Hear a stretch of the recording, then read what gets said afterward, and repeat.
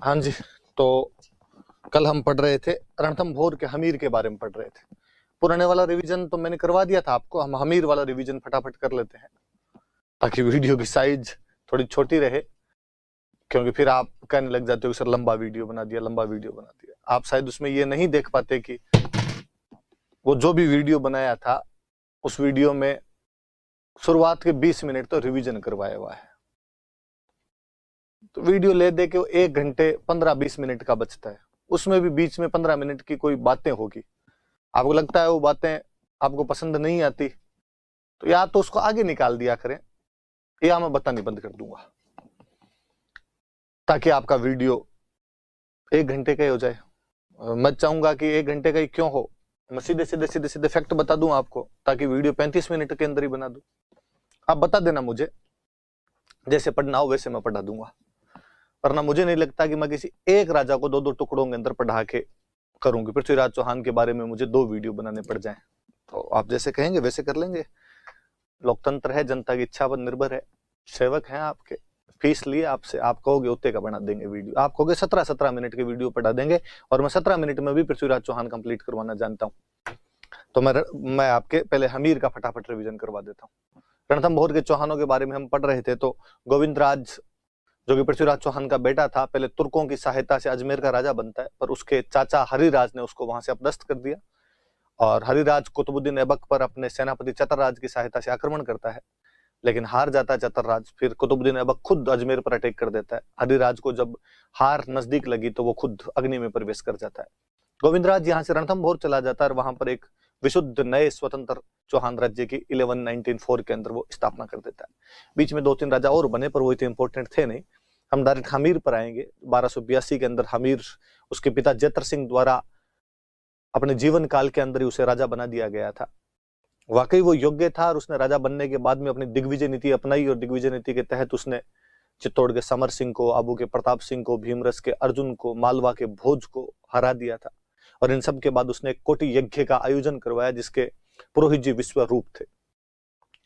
1290 में जलालुद्दीन खिलजी उस पर आक्रमण कर देता है। झाइन के किले तक वो कब्जा भी कर लेते हैं, झाइन जिसे कि रणथंभौर की चाबी कहा जाता था, लेकिन हमीर की सेना उसे वापस वहां से हटा देती है। 1292 में जलालुद्दीन खिलजी एक बार फिर ये साहस उठाता है, रणथंभौर को घेरता है, लेकिन इस बार फिर उसे अपनी सेना को वापस वहां से ले जाना पड़ा। वो हमीर को हरा नहीं पाया, और जाते जाते वो कह के गया कि मैं ऐसे 10 किलों को मुसलमान के बाल के बराबर भी नहीं समझता हूं। कालांतर में अलाउद्दीन खिलजी राजा बन जाता है। जब अलाउद्दीन खिलजी राजा बना तो कहा जाता है कि उसकी सेना जब 1298-99 में गुजरात पर अटैक करने के लिए गई थी, जब वहां से वापस लौट रहे थे, तो जो मंगोल थे, जो 1296 में जलालुद्दीन खिलजी के टाइम में नए नए मुसलमान बने थे, उनके 2 नेताओं मोहम्मद शाह और केहबरू ने लूट के धन के बंटवारे को लेकर विद्रोह कर दिया, और वहां से भागकर हमीर के पास आ गए, और हमीर ने उन दोनों शरणागतों को अपनी रक्षा के अंदर ले लिया। इतना ही नहीं, उसने मोहम्मद शाह को जगाना की जागीर भी दे दी थी। अलाउद्दीन खिलजी इस बात से नाराज था ही। फिर रणथंभौर का दुर्ग सामरिक दृष्टि से बहुत महत्वपूर्ण था। रणथंभौर पर कब्जा करने से दिल्ली, मालवा, दिल्ली, गुजरात के रास्ते पर नियंत्रण कर सकते थे। रणथंभौर पर कब्जा करके आप राजस्थान के बाकी जो राजपूत राजा थे उन पर अपनी धाक जमा सकते थे। अलाउद्दीन खिलजी जो कि एक इंपीरियलिस्टिक एम्बिशियस रूलर था, उसके लिए ये बहुत गलत मैसेज जा रहा था कि उसके नाक के ठीक नीचे कोई राजा उसके विद्रोहियों की हेल्प कर दे। फिर उसके चाचा जलालुद्दीन खिलजी 2 बार हार के चले गए थे, उसे वो बदला भी लेना था। अलाउद्दीन रणथंभौर पर एक बड़ी सी सेना भेजता है। उलूग खान, नुसरत खान और अलप खान नाम के अपने 3 सेनापति भेजे गए। उधर से धर्म सिंह और भीम सिंह आए। हालांकि भीम सिंह लड़ता हुआ मारा जाता उसमें, पर तुर्कों को यहाँ पर कोई सफलता प्राप्त नहीं होती है। भीम सिंह की मृत्यु का कारण हमीर धर्म सिंह को समझता, उसको हटा के भोज को मंत्री बना देता है। भोज स्थिति को संभाल नहीं पाया, इसलिए पुनः धर्म सिंह को बनाया गया। यहाँ पर 2 गड़बड़ हुई कि भोज अलाउद्दीन खिलजी के पास चला गया, और धर्म सिंह ने हमीर से अपने अपमान का बदला लेने के लिए जनता पर कई नए कर लगाने प्रारंभ कर दिए थे। इस बार फिर उलूग खान और नुसरत खान के नेतृत्व में एक बड़ी सेना आई, लेकिन हमीर के सैनिकों ने नुसरत खान को मार दिया। ये समाचार जब सुल्तान के पास पहुंचा तो सुल्तान खुद एक बड़ी सेना लेकर रणथंभौर को घेर लेता है। सुल्तान को जब लगा कि पार नहीं पड़ेगी तो उसने हमीर के पास संधि प्रस्ताव भेजा। हमीर ने रतिपाल को संधि करने के लिए भेजा, और अलाउद्दीन खिलजी रतिपाल को अपनी तरफ मिला लेता है। रतिपाल और उसका एक और साथी रणमल किले की जो खाद्य सामग्री थी उसको दूषित कर देते हैं। ऐसी स्थिति के अंदर अब किले के अंदर रहकर लंबे समय तक नहीं लड़ा जा सकता था, तो एक बार फिर वही परंपरा जो राजस्थान में सदियों से प्रचलित थी उसका अनुसरण किया गया और रणथंभौर में 1301 ईस्वी के अंदर साका किया गया। हमीर की रानी रंग देवी के नेतृत्व में जोहर किया जाता है और हमीर के नेतृत्व में केसरिया किया गया। 11 जुलाई 1301 ईस्वी को अलाउद्दीन खिलजी रणथंभौर पर कब्जा कर लेता है। अमीर खुसरो अपनी पुस्तक खजाइन उल फुतूह के अंदर लिखता है कि आज कुफ्र का गढ़ इस्लाम का सदन बन गया था। वो रतिपाल और रणमल दोनों को मरवा देता है। मोहम्मद शाह जो कि हमीर का शरणागत था, अलाउद्दीन का विद्रोही था, उसे जिंदा पकड़ लिया गया था। उसकी इच्छाएं पूछी गई तो उसने कहा कि मैं अलाउद्दीन खिलजी को मारना चाहता हूं और हमीर के किसी वंशज को राजा बनाना चाहता हूं। अलाउद्दीन खिलजी उसके बाद मोहम्मद शाह को भी मरवा देता है। इस जोहर के अंदर मोहम्मद शाह की जो महिलाएं थी वो भी राजपूत महिलाओं के साथ जोहर के अंदर शामिल हुई थी। इस जोहर से पहले हमीर की बेटी देवल दे पद्म तालाब में कूदकर सुसाइड कर लेती, इसलिए कई इतिहासकार इसे जल जोहर के नाम से लिखना शुरू हो जाते हैं। खजाइन उल फुतूह के अंदर इस जोहर का अच्छा सा वर्णन किया गया। इससे पहले जलालुद्दीन खिलजी के हमलों के बारे में अमीर खुसरो अपनी एक अन्य पुस्तक मिफ्ता उल फुतूह के अंदर जानकारी दे चुका था। हमीर न केवल एक योद्धा था बल्कि वह विद्वानों का इज्जत करने वाला व्यक्ति था। विजयादित्य या विजयादित्य नामक विद्वान उसके दरबार में रहते थे। राघव देव उसके गुरु थे। उसने खुद ने श्रृंगार हार नामक बहुत शानदार सी एक पुस्तक लिखी थी। उसने अपने पिता जैतर सिंह के 32 साल शासन की याद में एक 32 खंभों की छतरी का निर्माण करवाया था। हमीर के बारे में कहा जाता है कि उसने अपनी जिंदगी में 17 युद्ध लड़े थे, जिनमें से 16 युद्धों में विजेता रहा था। कोई डायरेक्ट क्वेश्चन पूछेगा 17 में से 16 युद्धों का विजेता कौन था, तो हमीर उसका विजेता था। फिर भी हमीर पर दो लांछन लगाए जाते हैं कि उसने अपनी जिद के लिए लड़ाई की और उसने जनता पर कर बढ़ा दिए थे। पर हमें यह कहना पड़ेगा कि ये आरोप गलत हैं, क्योंकि कर उस समय बढ़ाए गए थे जब युद्ध चल रहा था तथा युद्ध के लिए अधिक धन की आवश्यकता होती है। इससे पहले हमीर द्वारा कभी ऐसा नहीं किया गया और ऐसा राजस्थानी भारत विश्व तमाम राजाओं द्वारा किया जाता था। जब युद्ध के समय अधिक धन की आवश्यकता होती तो कर लगाए जाते थे। जहां तक हट के लिए युद्ध करने की बात है तो हमीर शायद शरणागतों की रक्षा के लिए लड़ रहा था। शरणागतों की रक्षा करना उस समय की हिंदू संस्कृति का आदर्श था और वो अपने केवल उस आइडियल को, अपने वैल्यू को फॉलो कर रहा था। उस समय की जो भी सामाजिक व्यवस्था थी उसको फॉलो कर रहा था। उसकी बहादुरी, शरणागत की रक्षा के लिए अपना सब कुछ सैक्रिफाई कर देने की भावना अविस्मरणीय है, अनफॉरगेटेबल है। उसे पहली पंक्ति में लाकर खड़ा कर देती है, आउटस्टैंडिंग है। नयनचंद्र सूर्य अपने हमीर महाकाव्य में ठीक ही लिखते हैं कि सिंह गमन सतपुरुष बचन कदली फले एक बार, तिरिया तेल हमीर हट चढ़े न दूजी बार। मुझे लगता है राजस्थान के कवियों द्वारा सर्वाधिक यदि किसी के बारे में लिखा गया है तो वो हमीर है। जब नयनचंद्र सूर्य उसके बारे में हमीर महाकाव्य लिखते हैं, जब भांडव व्यास उसके बारे में हमीरायण लिखते हैं, जब अमृत कैलाश उसके बारे में हमीर बंधन लिखते हैं, जोधराज और सारंगधर उसके बारे में हमीर रासो लिखते हैं, और बूंदी के राजा सुरजन के दरबारी चंद्रशेखर उसके बारे में हमीर हट लिखते हैं। हमीर के पतन के साथ ही रणथंभौर के जो चौहानों की शाखा थी वो समाप्त हो गई थी। हम आज और अन्य चौहान पढ़ेंगे कि उन्होंने कहां कहां पर राज किया था, उनके बारे में अपने देखते हैं। नाडोल के चौहानों के बारे में मैं एक जानकारी आपको दे चुका था कि सांभर के राजा हुआ करते थे वाकपति राज, जिन्हें हम 108 युद्धों का विजेता बताते हैं। उनका एक बेटा लक्ष्मण राज, जिसे हम लखन सिंह या लक्ष्मण सिंह भी कहते हैं, लक्ष्मण राज भी कहते हैं, या लाखा भी कहने लगे उसे, वह यहां से निकल गया था तथा नाडोल के अंदर जाकर एक नए राज्य की स्थापना करता है। मैंने उस समय बताया था कि 950 के आसपास वो वहां से निकल जाता है।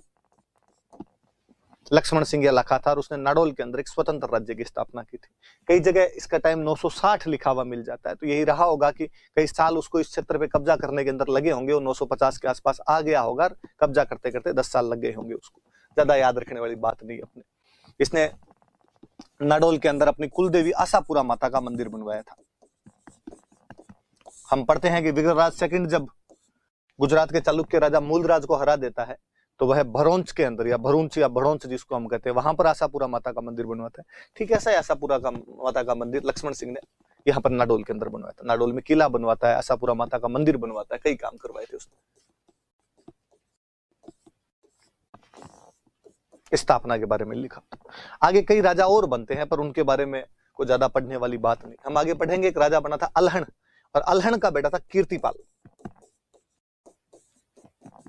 पहले सपूत वो माने जाते थे जो अपने बाप के राज्य पर अधिकार नहीं करे बल्कि नया राज्य बसाए, लाइक बिक्का, लाइक लक्ष्मण सिंह। अब कीर्तिपाल और बड़ा सपूत निकला और कीर्तिपाल यहां से निकल जाता है। 1181 ईस्वी में एक नए राज्य की स्थापना करता है, जालोर। मैं ये समझाने का प्रयास कर रहा हूं कि चौहानों की शुरुआती राजधानी सपाद लक्ष्य सांबर रही थी, वहां से उनकी वही ब्रांच, सांबर वाली ब्रांच धीरे धीरे आगे बढ़ती हुई अजमेर को राजधानी बना लेती है। पर सांबर वाली ब्रांच से एक नई ब्रांच निकली जो नाडोल चली गई, जो लक्ष्मण सिंह द्वारा ले जाई गई थी, और नाडोल वाली में से एक ब्रांच निकली जो कीर्तिपाल के साथ में जालोर चली गई थी। नाडोल के चौहान पढ़ने का उद्देश्य केवल इतना है कि पता चले कि नाडोल वालों से किस प्रकार संबंधित थे, और अपने पास कोई जानकारी नहीं। इतना याद रहे कि कीर्तिपाल जो जालोर का राजा बनता है वो कहां से आया था, तो नाडोल से आया था। एक संस्थापक का कर लो, एक कीर्तिपाल अल्हड़ का कर लो, अल्हड़ का जो बेटा कीर्तिपाल है, बाकी अल्हड़ का भी नाम याद रहे तो ठीक, नहीं याद रहे तो ठीक। सिंपल सी 2-3 बातें हैं एकदम। आगे पढ़े हम।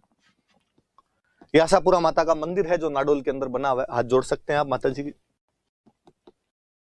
हम जालोर के चौहान पढ़ेंगे आगे। मुख्य टॉपिक यही है, नाडोल पढ़ाने का उद्देश्य केवल इतना था कि जालोर को मैं वहां से कनेक्ट कर सकूं, मैं वहां से जोड़ सकूं। हमने पढ़ा कि बिजोलिया अभिलेख ये कहता है कि इसका नाम जावालीपुर था। क्यों था साहब जावालीपुर? तो हम कहते हैं कि यहाँ पे किसी समय एक ऋषि रहते थे, जाबाली। जाबाली नाम के ऋषि की तपोभूमि होने के कारण वो यहाँ पे तपते थे। तपोभूमि होने की वजह से, यहाँ पर तपस्या का क्षेत्र होने की वजह से इस क्षेत्र का नाम जाबालीपुर पड़ गया था।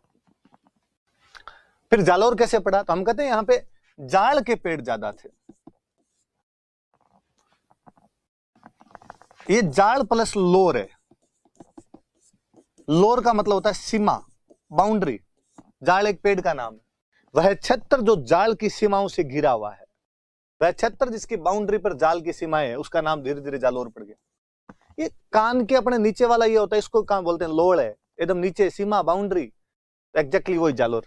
ये इधर पास में मैंने जाड़ का पेड़ दिखाया है जिस पर ये पिल्लू लगे हुए हैं। पश्चिमी राजस्थान के अंगूर का काम यही करते हैं। बहुत अच्छा सा पौधा होता है, अच्छे से इस पे ये फल लगते हैं। मैंने और बताया था कि जाड़ का जो पेड़ है वो हम आगे पढ़ेंगे। जसनाथ जी महाराज, जिनका पवित्र वृक्ष जसनाथी संप्रदाय का पवित्र वृक्ष बना था, और लूणकरण जो बीकानेर के राजा थे वो जसनाथ जी महाराज की कृपा से राजा बने थे, इसलिए बीकानेर के सिक्कों पर जाल का वृक्ष अंकित किया जाता था। वो बातें हम और पढ़ेंगे जब सिक्के वगैरह पढ़ेंगे, पर वहां भी याद रखना। तो 2 चीजें आई कि पहले इसका नाम जाबालीपुर था क्योंकि तपोभूमि थी, और बाद में यहाँ पे जाल के वृक्षों की अधिकता की वजह से या जाल की सीमाओं की वजह से इसका नाम क्या पड़ गया था? जालोर पड़ गया था। मैंने दोनों बातें बता दी आपको। एक और बात बताऊं, चलो आगे वाले में करते हैं अपने। ये जालोर का किला है, इसके अंदर जालोर का किला दिखाया हुआ है। मैं जब जालोर के किले की बात करता हूं तो मैं वापस एक बात बताऊं आपको। किला देखिए फिर मैं बताता हूं। हमने पढ़ा कि यहां पर सबसे पहले कीर्तिपाल आया था 1181-82 ईस्वी के अंदर, 82 एडी के अंदर कीर्तिपाल यहां पर कब्जा करता है। कहा जाता है इससे पहले यहां पर परमारों का राज हुआ करता था। वह परमारों से यह किला छीन लेता है और किला छीन कर यहां पर अपना कब्जा कर लेता है। ये किला जिस पहाड़ी पर बना हुआ है उस पहाड़ी का नाम है सोनगिरी। सोनगिरी पहाड़ी है। गिरी, गिरी का मतलब तो पहाड़ी होता है। पहाड़ी का नाम ही सोन था तो सोनगिरी पहाड़ी थी। हिंदी में थोड़ा और अच्छा करेंगे तो ये हो जाएगा सुवर्णगिरी। थोड़ा और अच्छा करेंगे तो हो जाएगा कंचनगिरी। कंचन का मतलब भी सोना होता है। और आप देसी भाषा में कहोगे तो ये हो जाएगा सोनगढ़।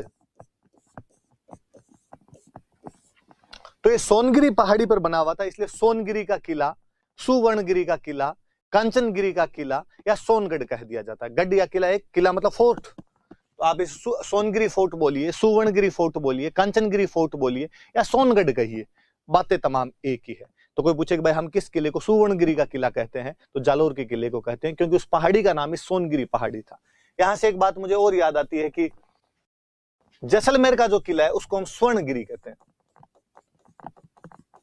ऐसा कहते हैं कि वो पीले पत्थरों का बना हुआ है और वो पीले पत्थर जो है वो धूप के अंदर सोने जैसे चमकते हैं, इसलिए उसका नाम स्वर्णगिरी का किला पड़ गया। इसलिए हम उसे गोल्डन फोर्ट कहते हैं, स्वर्णगिरी का किला कहते हैं या सोनार किला कहते हैं उसको।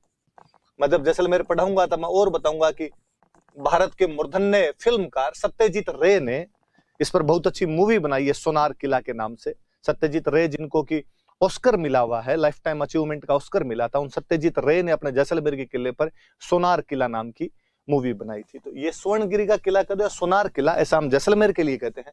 सोनगिरी का किला, सुवर्णगिरी का किला, कंचनगिरी का किला, सोनगढ़ का किला, ये तमाम बातें हम जालोर के किले के लिए कहते हैं। चूंकि जालोर में पहले परमारों का राज था, फिर नाडोल वाले चौहान आए जिनका नेता कीर्तिपाल था, वह यहाँ के कब्जा कर लेता है, इसलिए सोनगिरी वाले किले के अंदर आके वो रहने लगे, इसलिए चौहानों की उस ब्रांच का नाम पड़ गया सोनगरा। तो कोई पूछे कि जालोर में कौन से वंश का शासन था? चौहान वंश। आपसे पूछे चौहान वंश की वो ब्रांच कौन सी थी, तो सोनगरा ब्रांच थी। यहाँ पे इनको सोनगरा क्यों कहा जाता है? क्योंकि जिस किले में रहते थे उस किले का नाम ही सोनगिरी का किला था, या वो पहाड़ी पर जिस पर बना हुआ था उसका नाम सोनगिरी का पहाड़ी था। ये बात याद रखनी। कीर्तिपाल के बारे में कहा जाता है कि इसने चित्तौड़ के राजा सामंत सिंह को हरा दिया था। इस समय को चित्तौड़ में सामंत सिंह नाम करके शासक थे चित्तौड़ के, और ये उनको हरा देता है। सामंत सिंह को हराता है तो बड़ा ही राजा है, अपने आप के अंदर मानना पड़ेगा इस बात को, किसने वहां पे सामंत सिंह को हरा दिया था। नैनसिरी ख्यात हमने जो पढ़ी थी कि वो राजस्थान की पहली ख्यात है, जो जोधपुर के दरबार में रहने वाले, जसवंत सिंह के दरबार में रहने वाले मोहनोत नैनसी द्वारा लिखी गई थी। उसके अंदर लिखा हुआ है कि कित्तू एक महान राजा था। कीर्तिपाल का नाम लिखा हुआ है कित्तू, नाम बिगाड़ने में तो अपने वाले है ही। कित्तू वॉज ए ग्रेट किंग, कित्तू एक महान राजा था। तो कोई पूछे कि कीर्तिपाल को कित्तू एक महान राजा कहकर किसने संबोधित किया है, तो आप कहना कि उसे ऐसा संबोधित करने वाले नैनसिरी ख्यात है। सुंधा पर्वत पर एक अभिलेख मिला है। सुंधा पहाड़ी है जहां पर हमारे सुंधा माता का मंदिर मिला है, वो सुंधा पर्वत पर एक अभिलेख मिला है, और उस अभिलेख में इसकी उपाधि मिलती है राजेश्वर। इससे भी पता चलता है कि उस समय का बड़ा राजा था, इसीलिए उसकी उपाधि यहां पर राजेश्वर मिलती है। तो कीर्तिपाल जालोर में चौहान वंश की सोनगरा ब्रांच के राज्य का संस्थापक था। वह नाडोल से आया था, 1181 ईस्वी में यहां पर कब्जा करता है। वह चित्तौड़ के सामंत सिंह को हराता है। मोहनोत नैनसी उसे कित्तू एक महान राजा कहकर संबोधित करता है, और सुंधा पर्वत के अभिलेख में उसे राजेश्वर नाम से संबोधित किया गया। 4-5 बातें याद रखने वाली, भाई याद रखना। कीर्तिपाल के उत्तराधिकारी वे समर सिंह। समर सिंह ने यहां जालोर के किले के अंदर हथियारों का कारखाना बनवाया, शस्त्रागार, हथियारों का कारखाना स्थापित करवाया यहाँ पे, कि आपका दो आर्टिलरी, जिसको अपने कहते हैं आर्मरी का दो, आर्टिलरी का दो, आर्मरी जो थी, आर्मरी बनवाई थी यहाँ पर। और भी कई इस किले के अंदर कोई भी निर्माण कार्य जो करवाए थे उन्होंने करवाए थे, पर हथियारों वाला थोड़ा याद रखना कि भाई अपना सशक्त करने की कोशिश की होगी, भाई हथियार यहीं पर बनाएंगे। और समर सिंह की बेटी थी लीला देवी, पुत्री है समर सिंह की, डॉटर है। इसकी शादी गुजरात के राजा के साथ की थी, भीम सेकंड। पढ़ा हमने भीम सेकंड चालुक्य, पृथ्वीराज चौहान और भीम सेकंड चालुक्य दोनों इच्छिनी देवी आबू की परमार राजकुमारी से शादी करना चाहते हैं, इसलिए दोनों के बीच में युद्ध हो गया था, जिसमें जगदेव प्रतिहार संधि करवाता। पढ़ा था वही भाई आपकी भीम सेकंड जो है। तो समर सिंह की बेटी लीला देवी की शादी भीम सेकंड के साथ की गई। शायद समर सिंह अपने पड़ोसी राज्य के साथ में अच्छे संबंध बनाकर उधर से बचने का प्रयास कर रहा होगा। तो कूटनीतिक आदमी भी है, डिप्लोमेसी भी जानता है, स्ट्रेटेजी भी अपने को अच्छा करने का प्रयास कर रहा है। फिर उदय सिंह बने। उदय सिंह थोड़ा और शक्तिशाली राजा हुआ, और उदय सिंह ने कहते हैं उस समय 2 जगह जीत ली थी। एक जीता था मंडोर, एक जीता था नाडोल। कहते हैं उस समय मंडोर और नाडोल दोनों पर इल्तुतमिश ने कब्जा कर रखा था। दिल्ली का एक सुल्तान इल्तुतमिश,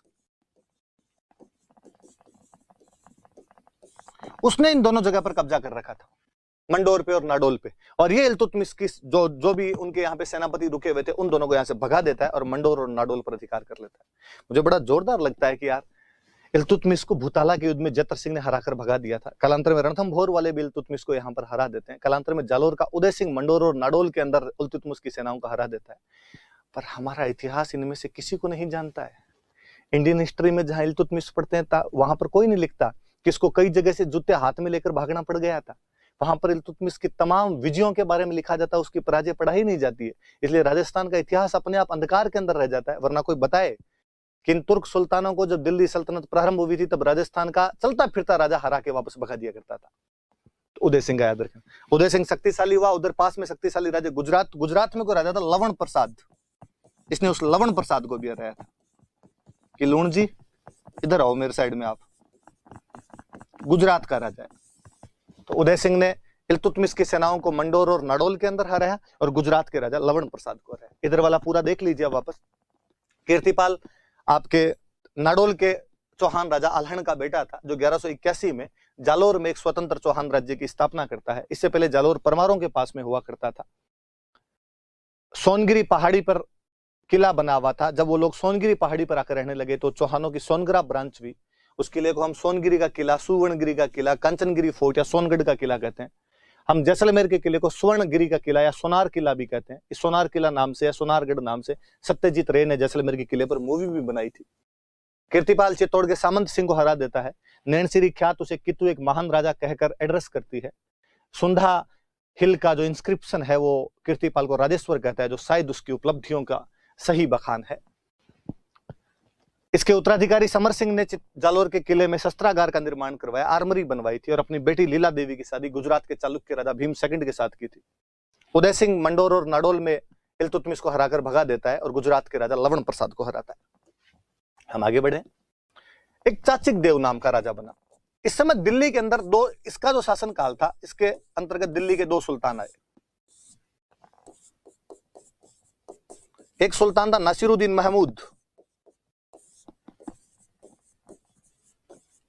और एक सुल्तान था बलबन।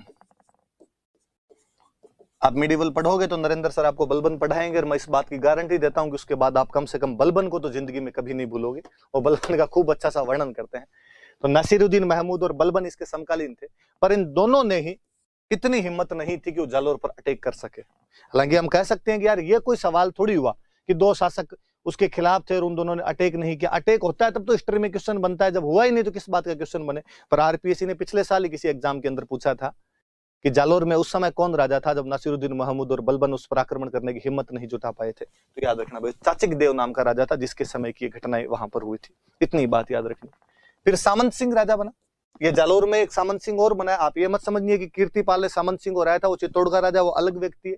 ये जालोर का एक राजा बना है। इसके टाइम में कहते हैं 1291 के आसपास में जो आपका जलालुद्दीन खिलजी है, वो उधर रणथंभौर पर तो अटैक कर ही रहा था। वो जलालुद्दीन खिलजी जालोर पर अटैक करने के लिए आया और सांचौर तक आ गया था। जालोर के अंदर एक जगह पड़ती है सांचौर, जिसको हम राजस्थान का पंजाब कहते हैं। उस सांचौर तक आ गया था और सांचौर में पर सामंत सिंह आता है उधर से सारंगदेव बाघेला के साथ। सारंगदेव बाघेला इसकी सहायता करता है और ये जलालुद्दीन की सेना को हराकर वहां से वापस भगा देते हैं। तो आप कह सकते हो ही defeated Jalaluddin Khilji with help of Sarangdev Baghela. Baghela Gujarat में राजा हुआ करते थे। सोलंकी जो होते, सोलंकियों की एक ब्रांच थी बाघेला, जिन्होंने धोलका नाम के छत्र पे गुजरात में कई जगह राज किया था। आगे कहीं बात आएगी तो मैं और बताऊंगा। उस सारंगदेव बाघेला की सहायता से ये जलालुद्दीन खिलजी को यहाँ से सांचौर से वापस लौटा देता है। आपके प्रधानमंत्री मोदी जी के कोई गुरु रहे यदि पॉलिटिक्स में, तो गुजरात में एक मुख्यमंत्री थे शंकर सिंह बाघेला, तो वो जो बाघेला सरनेम है गुजराती सरनेम है, तो सारंगदेव बाघेला की सहायता से निकाल दिया था इनको।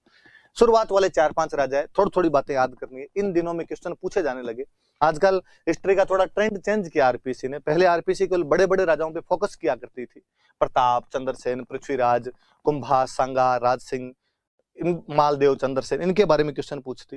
पर उसको लगा कि यार स्टूडेंट बड़ा हरामी है और उसने वो तमाम राजा जो मुख्य राजा वो पूछती है उनके बारे में सब कुछ पता लगा लिया। इसके कितने टाबर, इसकी कितनी लुगाइयां, कहाँ मरा, कहाँ जिंदा रहा, कितने रोटियां खाता था, सब कुछ आता है।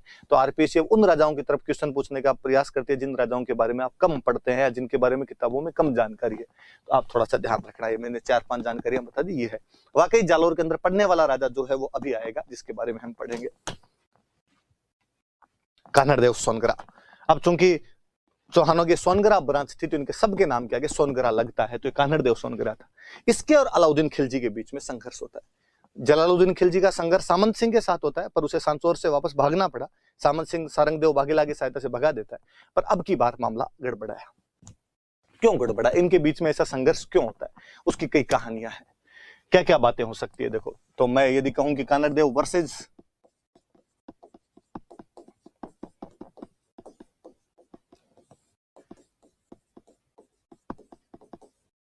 अलाउद्दीन खिलजी, एक तो वही सेम सी बात आएगी कि जालोर गुजरात जाने वाले रास्ते के ऊपर एकदम डिपेंड करता है। वो तमाम जगह वो बात लिखनी है। आप चित्तौड़, रणथंभौर, जालोर किसी की भी बात करो, आप कहो कि ये दिल्ली गुजरात वाले रास्ते के ऊपर था, या मैं और कहूं कि दिल्ली से साउथ वाले रास्ते के बीच में भी आया करता था। इधर से साउथ वाला रास्ता भी जाया करता था। दक्षिण भारत में जाने का इजी मार्ग हुआ करता था यहाँ से। इसलिए कोई भी सुल्तान चाहेगा कि वो जालोर पर कब्जा कर ले। तो एक तो इनके बीच में ये कारण था कि जो जालोर था वो दिल्ली से दक्षिण भारत के रास्ते पर स्थित था। या आप कह दो कि दिल्ली से गुजरात के रास्ते पर स्थित था। तो इस पर कब्जा करना जरूरी ही था अपने आप में। दूसरा एक कारण वही कि अलाउद्दीन खिलजी एक इंपीरियलिस्टिक, एक एम्बिशियस रूलर है। उसने भाई साहब पूरे भारत में अटैक किए थे, तो जालोर पे भी करेगा यार। उसकी जो साम्राज्यवादी नीति है, वो कैसे चाहेगा कि उसके नाक के ठीक नीचे कोई इतना ज्यादा शक्तिशाली हो जाए कि उसके चाचा जलालुद्दीन खिलजी को हराकर भगा दे। ये भी तो बदले लेने थे। वो सिकंदर द्वितीय बनना चाहता था, सिकंदर सानी की उपाधि धारण करता है। तो अलाउद्दीन खिलजी साफ सी बात ऐसा कुछ करेगा। एक कारण यह माना जाता है कि अलाउद्दीन खिलजी जब 1298-99 में गुजरात पर अटैक के लिए अपनी सेना भेजता है, गुजरात बहुत धन धान्य वाला प्रदेश था, वहां पर हर राजा कब्जा करना चाहता था। अपने दो सेनापति उलूग खान और नुसरत खान को वो गुजरात पर अटैक करने के लिए भेजता है। तो पहले उसने जालोर के राजा कानड़ देव को कहा कि हमें गुजरात जाने का रास्ता दिया जाए, लेकिन कानड़ देव ने गुजरात जाने के लिए रास्ता देने से मना कर दिया। डॉक्टर दशरथ शर्मा लिखते हैं कि कानड़ देव को ऐसा लगता था कि मल्लच्छों की सेना जब निकलती है तो मंदिर तोड़ देती है, बीच में जनता को तंग करती है, और मैं नहीं चाहता कि मेरी जनता को इस प्रकार से तंग किया जाए। जब जालोर के कानड़ देव ने रास्ता देने से मना कर दिया, तो फिर वो चित्तौड़ के राजा समर सिंह से रास्ता मांगते हैं। और हम शुरुआती क्लासों में पढ़ चुके हैं कि समर सिंह ने रास्ता तो दे दिया था, पर कर वसूल लिया था अलाउद्दीन खिलजी की सेना से। और इस कर वसूलने की वजह से ही अलाउद्दीन खिलजी ने बाद में चित्तौड़ पर अटैक किया था। वो एक बड़ा कारण बना था उसका। रतन सिंह पद्मिनी वाला प्रथम शाखा हुआ था। ये तमाम बातें हमने पढ़ी थी। तो एक कारण वो भी माना जाता है कि गुजरात आक्रमण के समय रास्ता नहीं दिया। जो गुजराती व्यंजन था,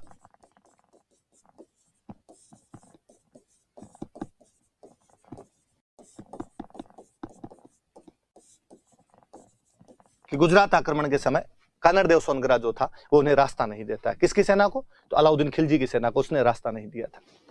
ठीक। और कहते हैं कि गुजरात गए खिलजी, गुजरात को उन्होंने लूटा, सोमनाथ का मंदिर तोड़ दिया था उन्होंने, शिवलिंग ध्वस्त कर दिया था। और कहते हैं उस शिवलिंग को कहा गया कि शिवलिंग को दिल्ली लेकर आओ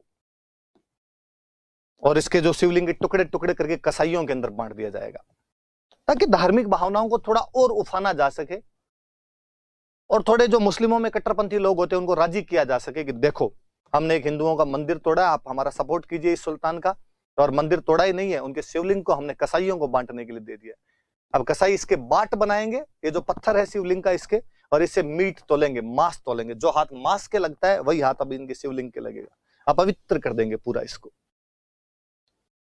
शिवलिंग को जब तोड़ के ला रहा था, जब वो वापस जालोर के नजदीक आए, इस साइड से वो निकल रहे थे, तो कहा जाता है कि कानड़ देव सोनगरा ने अपना एक सेनापति भेजा, जेता देवड़ा। जेता देवड़ा नाम का सेनापति भेजा कि जाओ और उलूग खान को पूछ के आओ। उलूग खान सेनापति था, अलाउद्दीन खिलजी का भाई था उलूग खान। उलूग खान को कहो कि तुमने सोमनाथ का मंदिर कैसे तोड़ दिया, तुम उसके शिवलिंग को कैसे तोड़ के आ गए। दो घटनाएं एक साथ हुई कि इधर से जेता देवड़ा उलूग खान से बातचीत करने के लिए जाता है, और उसी दिन उलूग खान की सेना के अंदर मोहम्मद शाह और केहबरू विद्रोह कर देते हैं।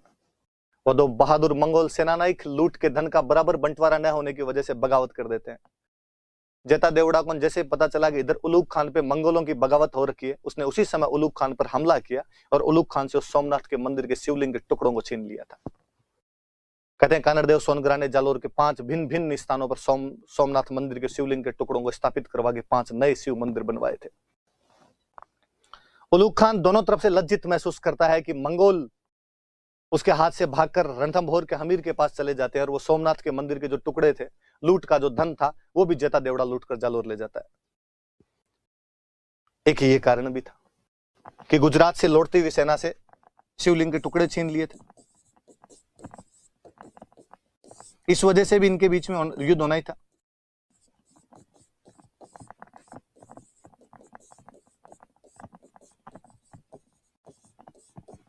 ये बात याद रखना। कहते हैं ये सब घटनाएं हुई तो सुल्तान को बहुत गुस्सा आया। जब उलूग खान ने उसे जाकर कहा कि हमारे अंदर तो जालोर वालों ने ये कीर चपले लेके भागना पड़ा, कपड़े फाड़ दिए हमारे, तो शिवलिंग के टुकड़े छोड़ो, जो लूट का धन था वो भी आधा मंगोल लूट ले गया, आधा जेता देवड़ा लूट के ले गया। और सुल्तान ने अपने एक बहादुर सेनापति आइन उल मुल्तानी, कई जगह आइन उल मुल्क नाम आता है उसका, मुल्तान का रहने वाला था इसलिए मुल्तानी कहते हैं, आइन उल मुल्क मुल्तानी या आइन उल मुल्तानी कह देना। इस आइन उल मुल्तानी को भेजा 1305 के आसपास में। जब ये घटनाएं हुई थी उस समय अलाउद्दीन एक बार इधर जालोर की तरफ ध्यान देता नहीं, और अलाउद्दीन उलूग खान को कहता है कि भूल जा, जो हुआ वो, एक बार रणथंभौर और चित्तौड़ को देखते हैं, उसके बाद इसको देखेंगे। 1301 में सफलतापूर्वक रणथंभौर और लगातार उसके 1303 में चित्तौड़ को जीतने के बाद अब अलाउद्दीन को लगा कि मौका है। वो जो घाव जालोर वालों ने दिए थे, वो जो कान्हड़देव सोनगरा का सेनापति जेता देवड़ा उलूग खान की सेना से सोमनाथ मंदिर के शिवलिंग के टुकड़ों को छीन कर ले गया था, उसका बदला लेने का समय है। और 1305 के आसपास में आइन उल मुल्क मुल्तानी नाम के एक सेनापति को एक बड़ी सेना देकर और भेजा गया, जालोर पर भेजा गया। कहते हैं आइन उल मुल्क मुल्तानी जो था वो जितना अच्छा कमांडर था उतना अच्छा कूटनीतिज्ञ था, डिप्लोमेट था, बहुत अच्छा। उसने कान्हड़देव सोनगरा से बातचीत की और बातचीत करके उसने कहा क्या पड़ा है लड़ाई में, लड़े थे रणथंभौर वाले हमीर लड़ता हुआ मारा गया, लड़े थे चित्तौड़ वाले रतन सिंह लड़ता हुआ मारा गया, तुम भी क्या कर लोगे लड़के, इससे अच्छा है सुल्तान के साथ संधि कर लो।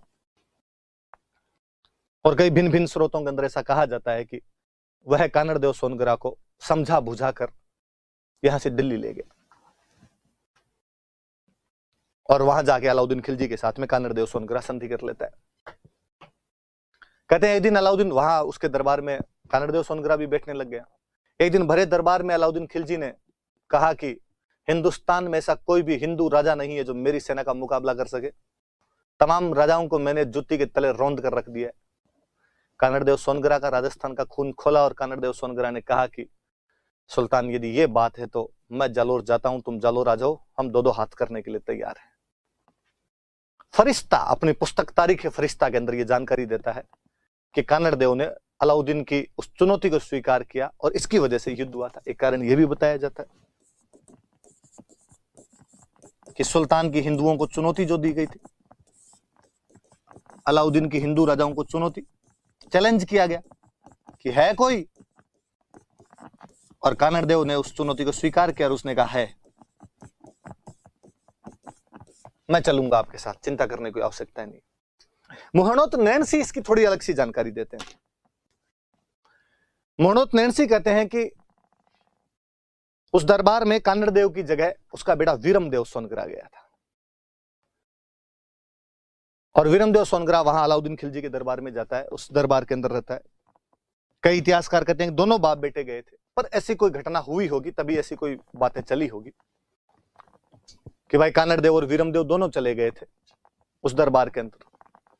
वीरमदेव के बारे में कहा जाता है कि वीरमदेव हैंडसम राजकुमार था, अपने टाइम का रणवीर कपूर था वो, हाजिर जवाब बहुत अच्छा, बोलने में सेंस ऑफ ह्यूमर बहुत शानदार था, विटी। पर कहते हैं कि वीरमदेव जो था, वीरमदेव के बाल नहीं थे, शरीर पर जो बाल होते हैं ये वीरमदेव के शरीर पर नहीं थे। आजकल तो लड़के भी बाल वाल साफ करवा लेते हैं, सलमान खान की मूवियां देख देख के कि शर्ट उतारना पड़े तो बाल नहीं दिखे, वरना किसी समय में बाल मर्दानगी की निशानी माने जाते थे। वीरमदेव के ये बाल नहीं थे शरीर पर इतने। एक दिन अलाउद्दीन खिलजी ने मजाक मजाक के अंदर कहा कि राजकुमार वीरमदेव, जब भगवान बाल बांट रहा था तुम कहां रह गए थे, तुम्हारे पास बाल कैसे नहीं है, तुम्हारे शरीर पर बाल कैसे नहीं है। वीरमदेव बड़ा हाजिर जवाब था, हालांकि उसकी इस बात को, अलाउद्दीन की इस बात को सुन के दरबार सब हंसने लग गया, यार वीरमदेव में कमी है, एकदम गोरा चिट्टा सा वैसा दिखता है, बाल है ही नहीं इसके शरीर पर। वीरमदेव हाजिर जवाब था, वीरमदेव ने वापस जवाब दिया कि सुल्तान आपकी बात सही है कि भगवान जब बाल बांट रहा था मैं वहां जा नहीं सका, क्योंकि जिस जगह पे बुद्धि बन रही थी वहां पर मैं 2 बार चला गया था, इसलिए मुझे टाइम उधर लग गया। इसलिए जब मैं बाल वाले स्टॉल पर पहुंचा तो मुझे पता चला कि बाल खत्म हो गए, क्योंकि उस स्टॉल पर आप 2 बार चले गए थे। अलाउद्दीन खिलजी के शरीर पर खूब सारे बाल थे। वीरमदेव अपने उस हाजिर जवाब के आंसर के द्वारा यह साबित करना चाहता था कि मेरे में बुद्धि डबल है, आप बुद्धि से 0 हो, आपके बाल डबल है, मेरे बाल 0 है।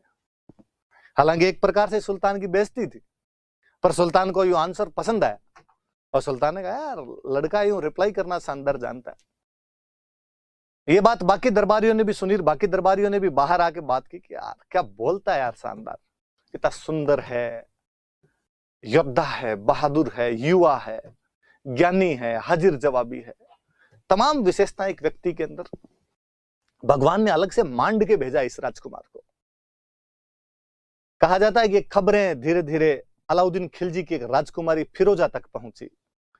शहजादी फिरोजा के समाचार उसकी सहेलियों द्वारा मिलते हैं कि आजकल इस प्रकार राजस्थान के जालोर का एक राजकुमार वीरमदेव सुल्तान के दरबार के अंदर है, और उसके तमाम गुणों की चर्चाएं इस समय जालोर की लहरों के अंदर, जालोर की हवाओं के अंदर गूंज रही थी, दिल्ली की हवाओं में गूंज रही थी।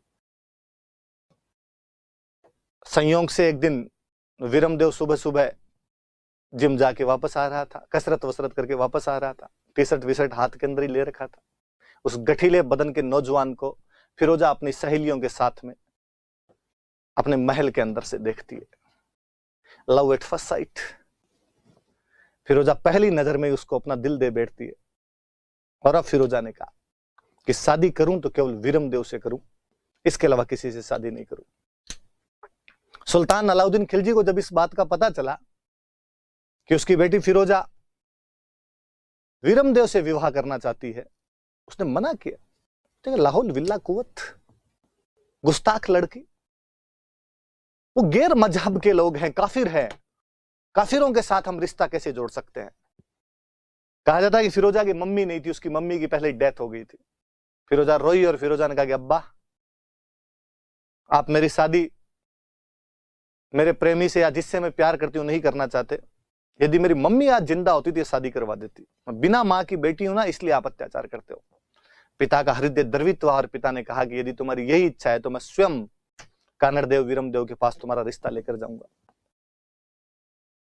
सुल्तान गया और सुल्तान ने जाकर कहा कानड़देव वीरमदेव को कि मेरी बेटी फिरोजा वीरमदेव से विवाह करना चाहती है, प्यार करती है। पर वो दोनों इस बात के लिए तैयार नहीं थे। कानड़देव नहीं चाहता था कि मेरे बेटे के साथ में वीरमदेव की शादी हो, न वीरमदेव चाहता था कि फिरोजा के साथ उसकी शादी। वो विधर्मियों के साथ में विवाह नहीं करना चाहते थे। पर यदि वहां दिल्ली में सुल्तान को मना कर दिया जाए कि हम शादी नहीं करेंगे, तो सुल्तान शाम से पहले पहले पकोड़े बना खा जाए आपके। तो उन दोनों ने इस बार कूटनीति का प्रयोग किया और उन्होंने कहा अरे इतनी बड़ी बात करी सुल्तान आपने, कहा आप पूरे दिल्ली के सुल्तान, पूरे भारत पर अधिकार करने वाले, कहा हम जालोर के राजा, आप यार अपने बराबर का कोई बादशाह सुल्तान देखो, नवाब देखो, उसमें शादी करो यार, हमें कहां शादी कर रहे हो। हमारे तो इतने पैसे वैसे नहीं, हमारे पास तो गरीब लोग हैं, हम तो एकदम राजस्थान के। और अलाउद्दीन ने कहा इसमें अमीरी गरीबी वाली कहां बात है, लड़का अच्छा होना चाहिए, लड़का योग्य है। राजस्थान और पॉलिटी दोनों के टेस्ट दिए हैं इसने, नंबर भी अच्छे आ रहे हैं, इसके रैंक आ रही है। भले ऐप में रैंक नहीं आती हो, पर हमने अंदरूनी पता लगाया है कि इसके एकदम अच्छे परसेंटेज वगैरह आ रहे हैं। लाइव क्लास भी सारी लेता है ये एकदम। तो इसके साथ ही, और तुम धन की चिंता मत करो, यदि तुम्हारे पास धन वगैरह नहीं है शादी के लिए तो मेरे से ले जाओ तुम। अपने वालों का ये काम कर, तू धन दे।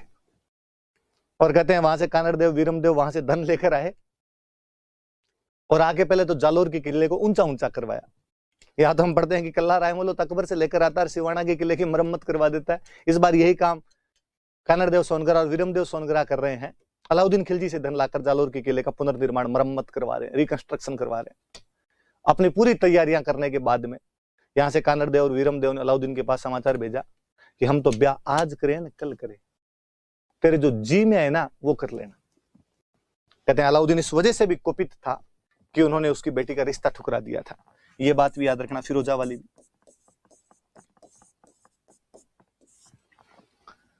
तो कई कारण हो गए थे जिनकी वजह से, और यहां पर अलाउद्दीन और कानड़देव के बीच के अंदर युद्ध असंभवी हो गया था, नेसेसरी हो गया था, कंपलसरी हो गया था। क्या कारण है एक बार फिर बता दूं कि जालोर स्ट्रेटेजिकली ऐसी जगह पर स्थित था कि वो दिल्ली से दक्षिण भारत जाने वाले तथा दिल्ली से गुजरात जाने वाले मार्ग के बीच में आता था, और वहां पर नियंत्रण स्थापित करके उन रास्तों को आबाद किया जा सकता था। उन रास्तों पे कोई भी दिक्कतें आए उनको दूर किया जा सकता था। अलाउद्दीन खिलजी एक इंपीरियलिस्टिक एम्बिशियस रूलर था और वो चाहता था कि उसके साम्राज्य का विस्तार पूरे भारत में हो। जब वो रणथंभौर चित्तौड़ को हस्तगत कर चुका था तो जालोर पर आक्रमण स्वाभाविक सी बात थी। जब 1298-99 में गुजरात आक्रमण के लिए अलाउद्दीन खिलजी की सेना जा रही थी उलूग खान और नसरत खान के नेतृत्व में, उस समय कानड़देव सोनगरा ने उन्हें जालोर से जाने की इजाजत नहीं दी थी, परमिशन नहीं दी थी, जालोर से गुजरने नहीं दिया था। जब खिलजी सेना सोमनाथ मंदिर के शिवलिंग के टुकड़ों को छीनकर वापस ला रही थी, तब कानड़देव सोनगरा का सेनापति जेता देवड़ा अचानक आक्रमण करके उलूग खान से वो शिवलिंग के टुकड़े छीन लेता है। इस वजह से भी सुल्तान बहुत नाराज था। ऐसा कहा जाता है कि 1305 में उसने अपने एक सेनापति आइन उल मुल्क मुल्तानी को जालोर पर आक्रमण करने के लिए भेजा, पर आइन उल मुल्क मुल्तानी कानड़देव सोनगरा को समझा बुझाकर यहां से ले गया। और तारीख फरिश्ता में फरिश्ता ऐसा लिखता है कि एक दिन दिल्ली दरबार में अलाउद्दीन खिलजी ने जब हिंदुओं को चुनौती दी कि कोई भी हिंदू मेरा मुकाबला नहीं कर सकता, तो कानड़देव ने इस चुनौती को स्वीकार कर लिया था। मोहनोत नैणसी कहते हैं कि इसके पीछे अलाउद्दीन की पुत्री फिरोजा तथा कानड़देव के बेटे वीरमदेव की प्रेम कहानी भी है, जिसमें फिरोजा वीरमदेव से एक तरफा मोहब्बत किया करती थी, और जब इन्होंने विवाह का निमंत्रण अस्वीकार कर दिया था तो सुल्तान गुस्सा होकर जालोर पर आक्रमण कर देता। कई अलग अलग कारण है, मैंने सारे कारण आपको बता दिए। हम आगे बढ़ते हैं। कहा जाता है कि अलाउद्दीन खिलजी ने अब कहा कि अब बातचीत के सारे रास्ते जब बंद हो गए, अब अपने को लड़ाई करनी ही पड़ेगी, अब अपने को युद्ध करना ही पड़ेगा। मैंने बताया था कि जिस प्रकार रणथंभौर को जीतने के लिए झाइन को जीतना जरूरी था, क्योंकि झाइन के किले को रणथंभौर की चाबी कहा जाता था, उसी प्रकार यदि आपको जालोर जीतना है तो उससे पहले सिवाना जीतना पड़ेगा, और सिवाना को जालोर की चाबी कहा जाता था। इसलिए अलाउद्दीन खिलजी ने एक बड़ी सेना सिवाना पर अधिकार करने के लिए भेजी। 1308 में वह सिवाना पर आक्रमण कर देता है। सिवाना जो कि की ऑफ जालोर था,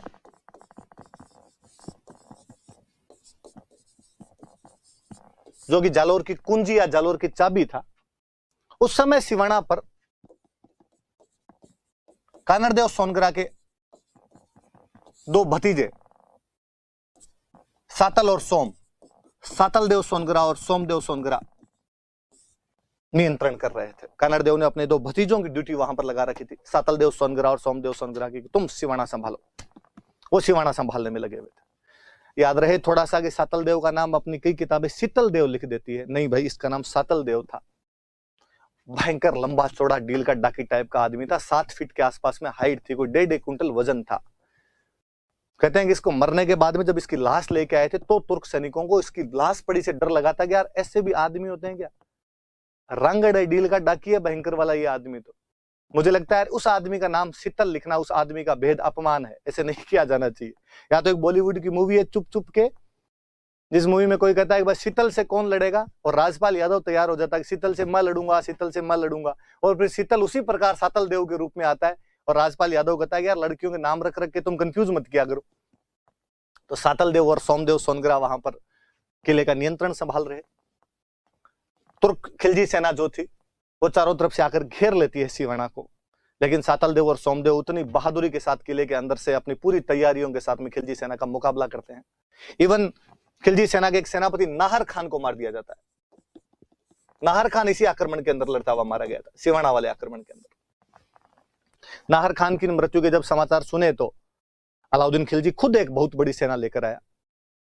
फाइनली जब उसे लगा कि किला तोड़ना मुश्किल है, बाहर से किले पर विजय नहीं प्राप्त की जा सकती, तो एक बार फिर उसने उसी छल बल साम दाम दंड भेद का प्रयोग किया और किले के एक सैनिक को विश्वासघात करने के लिए तैयार कर लिया।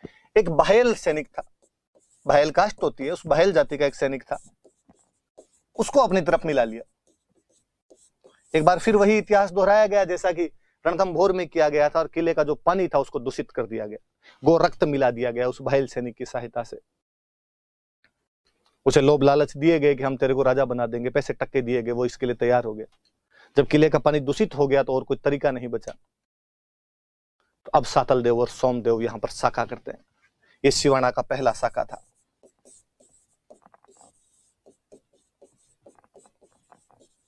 सिवाना का प्रथम साका हुआ 1308 ईस्वी। आपको पढ़ा चुका हूं कि सिवाना में 2 साके हुए थे। सिवाना का पहला साका 1308 ईस्वी में हुआ, जब अलाउद्दीन खिलजी के आक्रमण के समय कानड़देव सोनगरा के 2 भतीजे सातल देव सोनगरा और सोमदेव सोनगरा यहां पर युद्ध करते हैं और लड़ते हुए मारे जाते हैं।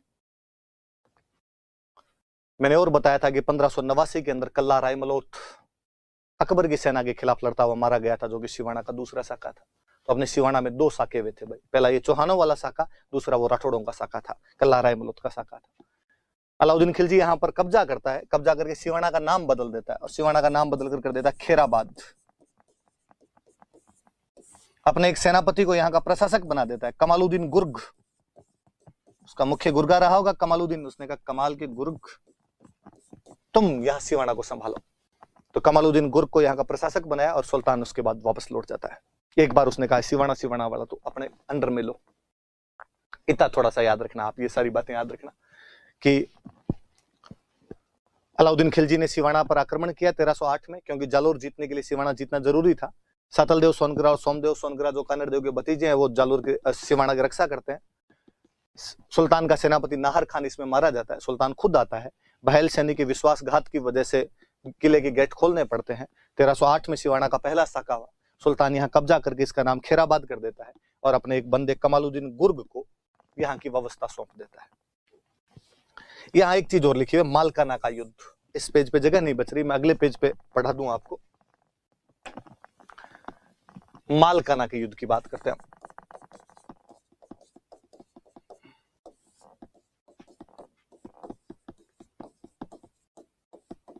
कहते हैं कि जब खिलजियों ने यहां सिवाना पर अधिकार कर लिया था, उसके बाद उन्होंने बाड़मेर, सांचौर और भीनमाल को लूटना शुरू किया।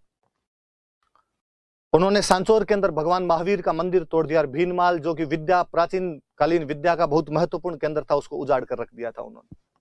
जब ये लूटपाट, उनकी मंदिरों मठों के प्रति ये लूटपाट होने लगी, तो कानरदेव सोनग्रा का गुस्सा आया। कानरदेव सोनग्रा ने अपने आसपास के गांव के तमाम जो सामंत वगैरह थे, उनका आह्वान किया और उनको कहा कि इस खिलजी सेना को यहां से निकाला जाए। और वो लोग यहां से खिलजियों को खदेड़ने लगे। खिलजी सेना को भगाते भगाते वो नागौर में मेड़ता के पास में कोई जगह थी, मालकाना, इस मालकाना तक लेके आ गए थे। और इस मालकाना के युद्ध में खिलजी सेना को बहुत ढंग से निर्णायक रूप से हरा दिया था और खिलजी सेना के सेनापति शम्स खां को उसकी पत्नी सहित बंदी बना लिया गया था। उसको खुद को और उसकी पत्नी को, दोनों को गिरफ्तार कर लेते हैं वो लोग। इतनी याद रखने वाली बात है कि सिवाना के पतन के बाद, जब सिवाना का कोलैप्स हो जाता है, तो खिलजी सेना जो सांचौर, बाड़मेर और भीनमाल को लूट रही थी, तब कानरदेव सोनग्रा के सैनिकों ने खिलजी सेना को वहां से खदेड़ना शुरू किया और नागौर में मेड़ता के पास मालकाना नामक स्थान पर उसे निर्णायक डिफीट दी और उसके सेनापति शम्स खां तथा उसके बीवी बच्चों को यहां पर गिरफ्तार कर लिया था। थोड़ा सा मालकाना का युद्ध याद रख लेना, कानरदेव सोनग्रा और खिलजी सेना के बीच, दोनों की सेनाओं के बीच के अंदर हुआ था। जब मालकाना युद्ध का समाचार सुल्तान ने सुना, सुल्तान को लगा कि अच्छा, मतलब वापस आजकल पंख आने लग गए। तो सुल्तान इस बार ये आपके सिवाना का किला बताया बाबा। सिवाना का किला जिसे राठौड़ों की शरण स्थली कहा जाता है, सिवाना का किला जिसे जालोर की कुंजी कहा जाता है, जो किसी समय वीर नारायण पंवार द्वारा बनाया गया था, कालांतर के अंदर 2 साकों का साक्षी बना, जिसके अंदर एक साका आपके सातलदेव और सोमदेव का 1308 का है और दूसरा कल्ला मुल्क का 1589 का है। अलाउद्दीन खिलजी 1311 में जालोर पर अटैक कर देता है। इसके बाद 1308 में उसने यहां पर किया था, 1311 में उसने जालोर पर अटैक कर दिया था। कहा जाता है कि यहां पर अटैक से पहले, जब वो अटैक की तैयारियां कर रहा था, यहां पे कमालुद्दीन गुर्ग, जो कि उसका सेनापति सिवाना में था, उसको ऑर्डर दे रहा था कि अब हमें आगे बढ़ना और जालोर की तरफ जाना है। फिरोजा ने एक बार वापस जिद की और फिरोजन का डैडी, वीरम के कुछ नहीं होना चाहिए, मैं शादी करूंगी तो केवल वीरम से करूंगी। सुल्तान ने वापस समझाया कि बेटे कुछ तो समझ, वो तैयार ही नहीं है शादी के लिए, लड़ाइयां कर रहे हैं, तो ऐसे दुश्मन से शादी करने के लिए तैयार हो रही है। उसने वापस कहा कि दिल तो पागल है, हमारा दिल अब किसी की सुनने के लिए तैयार नहीं है, और मोहब्बत ये सब चीजें नहीं देखती। अलाउद्दीन ने मौका दिया कि क्या किया जाए। फिरोजा ने कहा एक बार मैं जाकर वीरम से बातचीत करना चाहती हूं, मैं उसे प्यार का इजहार करना चाहती हूं। अक्सर लड़के प्रपोज करते हैं, इस बार मैं घुटनों के बल बैठकर वीरम को प्रपोज करना चाहती हूं, विल यू मैरी मी? क्या पता मान जाए। फिरोजा आई यहां पर। कहते हैं कानरदेव सोनग्रा ने राजस्थान की तमाम परंपराओं का पालन करते हुए उस राजकन्या का, उस शहजादी का स्वागत सत्कार किया, लेकिन शादी के लिए मना कर दिया। और यहां तक कहा जाता है कि वीरमदेव सोनग्रा तो उसे मिलने के लिए भी नहीं आया था। और उसने कहलाया कि मामो लाजे भाटियान कुड़ लाजे चौहान, जे मुंह परनु तुर्कड़ीन उल्टो उगे बहान। यदि मैं इस तुर्क कन्या से शादी कर लेता हूं तो मेरे ननिहाल वाले भाटी और मेरा कुल चौहान दोनों लज्जित हो जाएंगे। यह तभी संभव है जब सूर्य पश्चिम दिशा में उगने लग जाए, नहीं तो कभी सूर्य पश्चिम दिशा में उगेगा ना मैं कभी इस तुर्क कन्या से शादी करूंगा, क्योंकि ऐसा करने से मेरा कुल चौहान और मेरे ननिहाल वाले भाटी दोनों लज्जित होते हैं। फिरोजा बेचारी वापस लौट जाती। फिरोजा का रोना उसकी दहाई माँ से देखा नहीं गया। मैंने कहा कि उसकी मम्मी नहीं थी, उसकी दहाई माँ जो पालने वाली माता थी, फोस्टर मदर जिसको अपने कहते हैं, उसका नाम था गुलविहिस्त।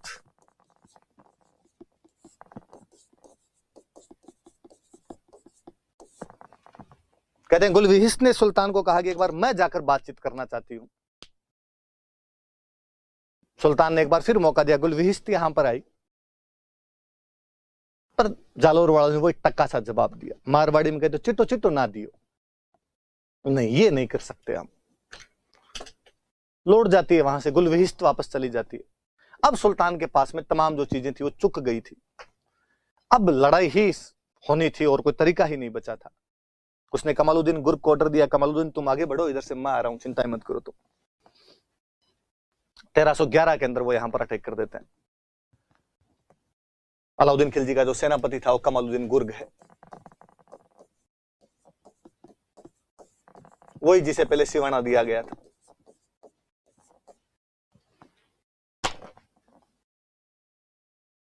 कनड़देव सोनगरा अपनी पूरी तैयारी करता है। वो अपने छोटे भाई मालदेव सोनगरा को जालोर में किसी बाड़ी नाम के स्थान के नाके पर लगाता है और वीरमदेव सोनगरा को अपने बेटे को भद्राजुन के नाके पर लगा देता है।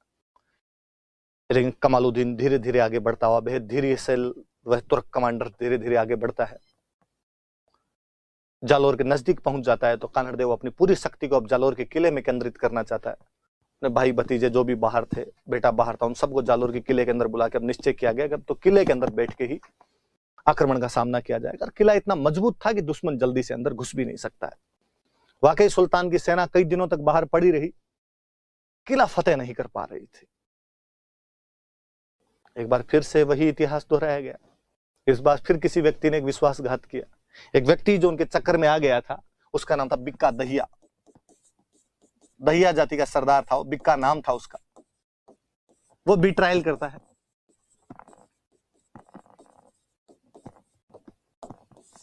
उसको अलाउद्दीन खिलजी द्वारा कहा गया कि यदि तुम हमारा साथ देगा, किले के अंदर घुसने का रास्ता बता देगा, तो हम कान्हड़देव और वीरमदेव को मारने के बाद तुझे जालोर का राजा बना देंगे।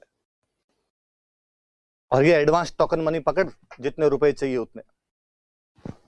धीरे बिका दैया उनकी बातचीत में आ गया। उसने कहा ठीक है बता दूं। तो कहा बता किले में किधर से घुसा जा सकता है। उसने कहा ये तो मैं नहीं जानता एग्जैक्टली कि आप किले में किधर से क्या घुसेंगे, पर मैं किले की कमजोरी बता सकता हूं। क्या कमजोरी है? कहा किले की एक साइड की दीवार कच्ची है, यदि उस साइड से आप तोड़ सको दीवार को तो दीवार टूट जाएगी, आप अंदर घुस जाना। बाकी पूरे किले की दीवार पक्की है, यहां से तो अंदर नहीं घुस पाओगे। अलाउद्दीन ने कहा बता वो कहां से कच्ची है। उसने कहा ये तो मुझे नहीं पता एग्जैक्टली कहां से कच्ची है, मेरा सुना हुआ है कि इस किले की दीवार कच्ची है। सुल्तान ने वो थप्पड़ मारूंगा मंगते, पूरी बात तो बता वरना पैसे किस बात के दिए, पैसे रख दिया। अरे उसने कहा सुनो तो सही, एक तरीका और बताता हूं। तो दीवार कच्ची है ये मुझे पता है, कहां से कच्ची है ये नहीं पता, पर कच्ची का पता कैसे लगाते हैं ये मुझे पता है। उसने कहा यार पता तुम बता क्या है बात। राई होती है, राई का बीज देखा होगा आपने, राई होती है अपने सरसों जैसे से दाने होते हैं राई के। उसने कहा राई एक ऐसा बीज है जिसे यदि कच्ची जमीन में रोपा जाए तो रात रात में फूट जाता है, अंकुरित हो जाता है, जमीन में दरारें आ जाएगी। तो इस किले के चारों तरफ राई डलवा दो, जहां से फूटेगी राई वहां कच्चा है। अलाउद्दीन ने कहा शाबाश मेरे शेर, जियो मेरे लाल, क्या सूचना दी है। अलाउद्दीन खिलजी ने मुनादी करवाई कि आसपास में जिस किसी के पास जितनी राई हो वो लेकर आए, मुंह मांगे दामों पर खरीदी जाएगी। लोग बोरे भर भर के राई लेकर आए। सुल्तान ने मुंह मांगे दामों पर राई खरीदी, उसके चारों तरफ राई डलवा दी। सुबह जहां से राई फूटी पता चल गया कि यहां से दीवार कच्ची। अब सुल्तान ने कहा अपना पूरा फोकस यहां किया जाए, इस साइड से तोड़ के अंदर घुसेंगे। उधर मेरे जैसा कोई एक आलसी था, वो सुबह राई का एक बोरा उठा के वहां गया सुल्तान को, सुल्तान राई लाया हूं, ले लो। सुल्तान ने कहा तोलो, 1 रुपए किलो से राई तोलो। उसने कहा रात तो 100 रुपए किलो ले रहे थे, अब 1 रुपए किलो ही। हमारे मारवाड़ी में कहते हैं कि सुल्तान ने कहा कि राई रा भाव रात ही गया, कि राई वाले भाव तो रात ही चले गए। तो आज भी कोई आदमी जब कोई काम हो जाता उसके बाद पहुंचता है, कहता ये काम मुझे करवाना था, कि आरएस का फॉर्म निकला, लास्ट डेट थी उसकी मान लो 20 तारीख और आप 21 को गए, आपने कहा आरएस का फॉर्म भरना है। यदि मारवाड़ी दुकान वाला होगा तो वो आपको कहेगा कि रायरा भाव राते ही गया। जो हिंदी की आपकी कहावत होती है कि अब पछताए हो तो जब चिड़िया चुग गई खेत, उसका राजस्थानी वर्जन है ये। और तब से ये दोहा बना, ये कहावत बनी कि जालौर का किला राई के भाव बिक गया था। आपसे कोई इंटरव्यू में पूछे कभी कि किस किले के बारे में कहा जाता है कि वो किला राई के भाव बिक गया था, तो जालौर किले के बारे में कहा जाता है। कहानी यहां से थोड़ी सी आगे ये कि बीका दैया को खूब सारे पैसे मिले। बीका दैया उन पैसों को लेकर जब अंदर गया, आपने दारू वारू पी के सेट होके गया, गाने गाते हुए गया, अपनी पत्नी को पैसे दिए और गाना गुनगुनाया उसने कि अब के बरस तुझे धरती की रानी कर देंगे। वाइफ ने पूछा कि इतने पैसे लाए कहां से, तुम एक साधारण से सैनिक, इतना धन तुम्हारे पास में कहां से आया? वो दारू पिया था, उसने कहा तू रख दे अंदर ले जाके, इतना लोड क्यों लेती है, मजा कर, तुम पैसे की लगा दूं डेयरी में। अरे तो पैसे हैं, रानी बनेगी तू रानी, मैं तेरा राजा तू मेरी रानी है। अब तो बताओ तो सही कहां से क्या है। बोले तो जबान बहुत चलाती है, आम खाने हैं गुठलियां गिननी है। उसने कहा फिर भी इतना धन हमारे पास कैसे आ सकता है? और बीका दहिया ने दारू के नशे में वो बात अपनी पत्नी, जिसका नाम कई जगह हीरा दे लिखा हुआ था, उसको बता दी कि मैंने ऐसे ऐसे अलाउद्दीन खिलजी को किले के अंदर आने का रास्ता बता दिया है। कल अलाउद्दीन खिलजी कानड़देव और वीरमदेव को मारकर किले पर अधिकार कर लेगा और मुझे यहाँ का राजा बनाएगा। वो शराब पिया हुआ था, बिस्तर पर गिरते ही सो गया। उसकी पत्नी हीरा दे ये सोचती है कि विश्वासघाती मेरा पति है, ये देशद्रोही मेरा पति है, और उसे लगता है कि ऐसे विश्वासघाती और देशद्रोही पति के होने से ज्यादा अच्छा है कि पति हो ही ना। मैं ऐसे किसी व्यक्ति के साथ रहना कभी पसंद नहीं करूंगी जो देश की सुरक्षा, एकता और अखंडता को किसी भी प्रकार का नुकसान पहुंचाता हो। वो चाकू लेकर आती है और अपने पति को मार देती है। बिक्का दहिया नामक उस विश्वासघाती का अंत उसकी पत्नी के द्वारा कर दिया गया। मुझे लगता है वो महिला, वो लड़की कितनी महान रही होगी कि अपने पति को मारने से भी नहीं हिचकी, क्योंकि जब पति देश के खिलाफ हो गया था। ऐसे उदाहरण केवल और केवल आपको राजस्थान के अंदर मिल सकते हैं, जब कोई मां अपने बेटे को अपने देश की रक्षा के लिए बलिवेदी पर चढ़ा दे, कोई पत्नी अपने पति को इसलिए सर काटकर दे दे कि उसका पति युद्ध करने नहीं जा रहा है, कोई पत्नी अपने किले के दरवाजे इस वजह से बंद कर दे कि उसका पति हार कर वापस आया है, और कोई पत्नी इसलिए अपने पति को मार दे कि वो विश्वासघात करता है, देश की सुरक्षा के साथ खिलवाड़ करता है। राजस्थान में ऐसी वीर माताएं हुई थी, ऐसी वीर पत्नियां हुई थी, इसलिए ऐसे वीर पैदा हो सके। मैं हमेशा आपको कहता हूं कि दुनिया की तमाम जगह पर जहां जहां मानव सभ्यता का विकास हुआ होगा, युद्ध हुए होंगे, पुरुष लड़े होंगे, बात दिगर है कि कोई जीता होगा, कोई हारा होगा, कोई अधिक वीर रहा होगा, कोई कम वीर रहा होगा, पर ऐसी वीरांगनाएं, ऐसी ललनाएं अन्य जगह पर नहीं मिलती, जो अपने पति धर्म के लिए, अपने पतिव्रता होने के लिए, अपने देश के लिए, अपने वैल्यूज के लिए लड़कट मर मिटी हो, जौहर की ज्वालाओं में अपना वो पार्थिव देह मिला दिया हो उन्होंने, खुशी खुशी अपने पुत्रों को, पतियों को युद्ध की बलिवेदी पर चढ़ने भेज दिया होगा। किसी कवि का एक अच्छा सा दोहा है कि सूत मरियो हित देश में हरख्यो बंधु समाज। सूत मतलब बेटा, बेटा मर गया देश के हित में, सूत मरियो हित देश में, हरख्यो बंधु समाज। हरख्यो मतलब राजी होना, बंधु भाई, समाज, समाज और भाई जो थे वो राजी हुए कि देश के लिए मरा है। मां ने हरखी जलम दे, उतरी हरखी आज। पर मां इस बच्चे को कोख से जन्म देते समय जितनी राजी नहीं हुई थी, उतनी राजी आज हुई है। उसकी छाती गर्व से चौड़ी हो गई कि मेरा बेटा देश के लिए काम आया है। उसने अपने अन्य छोटे बेटे के सर पर हाथ फेरा और उसकी आंखों में देखा कि एक दिन यह भी जाएगा और यह भी युद्ध के मैदान के अंदर लड़ेगा। ऐसी माओं ने, ऐसी महिलाओं ने इस राजस्थान की गाथाएं रची है, पुरुषों के भरोसे नहीं रची गई है। मुझे और किसी एक कवि का एक बहुत अच्छा दोहा याद आता है कि कवि कितनी सुंदरता से यह बात कहलाता है। सूर्यमल मिशन की वीर सतसई का एक दोहा है। एक तो वो दोहा जो आप लोगों ने सबने सुना होगा कि इला न देनी आपनी हालरियो हुल राय, कोई पूत सिखाने पालने न मरण बढ़ाई माए। इला न देनी आपनी, धरती नहीं देनी अपनी, हालरियो हुल राय। हालरिये में हिलाते समय, पालने में झुलाते समय एक मां अपने बच्चे को लोरी के अंदर सुनाती कि धरती मत देना, इला न देनी आपनी हालरियो हुल राय, पूत सिखाने पालने मरण बढ़ाई माए। कि मर जाना, मां अपने बच्चे को उस पालने के अंदर यह सब बात समझाती है। वो बच्चे जब बड़े भी होते थे तो वैसे हैरतअंगेज कारनामे उन्होंने किए कि जेम्स टोड जैसे व्यक्ति को कहना पड़ा कि दोरा घाटा ताल रोन आंटी लो इतिहास, गांव गांव थर्मोपलीन, घर घर ल्यूनिडास।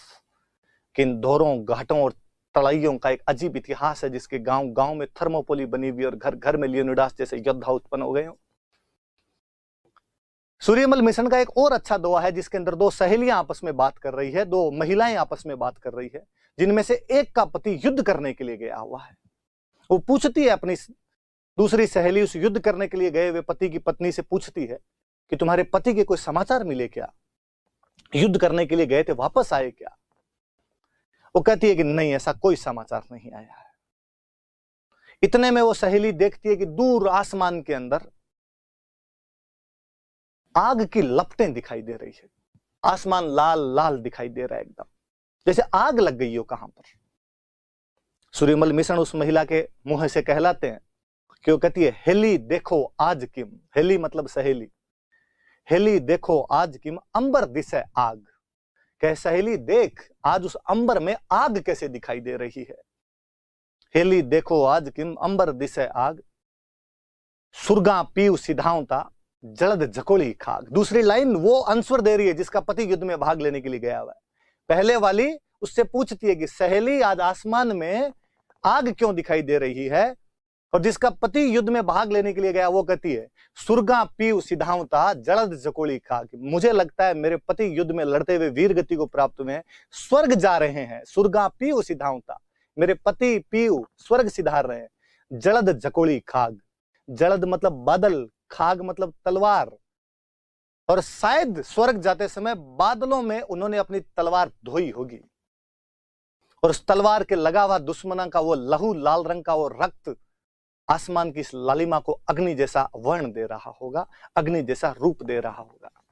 कितने सिंपल तरीके से, कितने साधारण शब्दों में किसी महिला की वीरता का इसे सुंदर बखान मुझे दुनिया की अन्य किसी भाषा के अंदर नहीं मिलता है।